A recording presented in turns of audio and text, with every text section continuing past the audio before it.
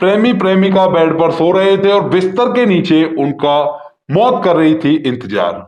अगर आप लोगों को इस घटना के बारे में पूरा जानना है तो आप लोग हमारे वीडियो को अंत तक जरूर देखें। नमस्कार दोस्तों, मेरा नाम है जोकर। स्वागत करता हूं आपका जोकर न्यूज के एक और नए एपिसोड में। आज की ये घटना निकल कर आ रही है बेंगलुरु से। वहां पर एक भरत नाम का इंसान होता है जिसकी शादी लगभग 8 साल पहले विनीता नाम की लड़की से हुई थी। अब दोस्तों, उनका जो परिवार है वो काफी हंसी खुशी चला हुआ था और कोई भी दिक्कत वहां पे नहीं थी। अच्छा खाते कमाते थे और कैसी भी कोई दिक्कत उनको नहीं आ रही थी। दिक्कत कहां से स्टार्ट होती है जब विनीता को एक दोस्त मिलता है जिसका नाम होता है शिवराज। और उस शिवराज के बारे में वो अपने पति को भी बताती है कि शिवराज इतना अच्छा इंसान है, ऐसा बढ़िया इंसान है, मैंने आज तक नहीं देखा।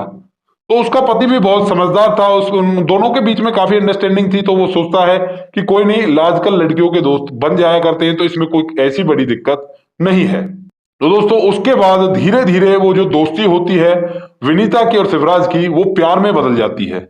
अब उन दोनों के बीच में बहुत गहरा कनेक्शन बन चुका था, उन दोनों का प्यार बहुत गहरा हो चुका था।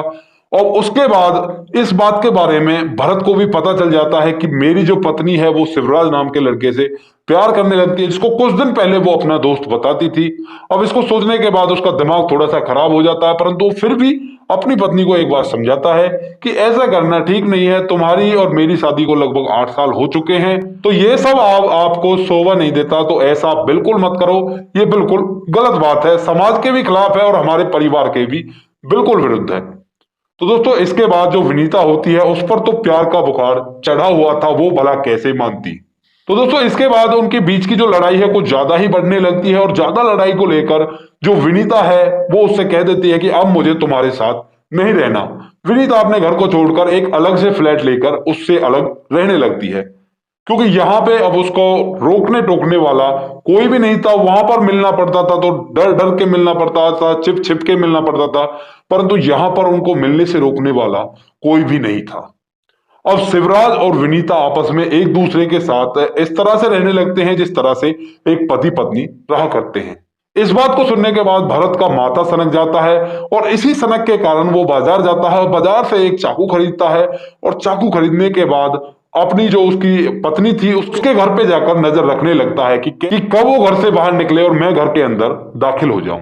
तो दोस्तों, इसी दौरान जो उसकी पत्नी विनीता थी वो बाजार से कुछ सब्जियां लेने के लिए घर से बाहर निकलती है और भरत पीछे से मौका देखकर उसके घर में दाखिल हो जाता है और जाने के बाद उसके बेड के नीचे छिप जाता है।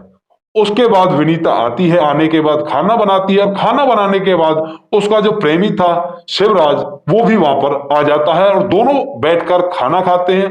और खाना खाने के बाद उसी बेड पर जिसके नीचे भरत छिपा हुआ था उसके ऊपर लेट जाते हैं।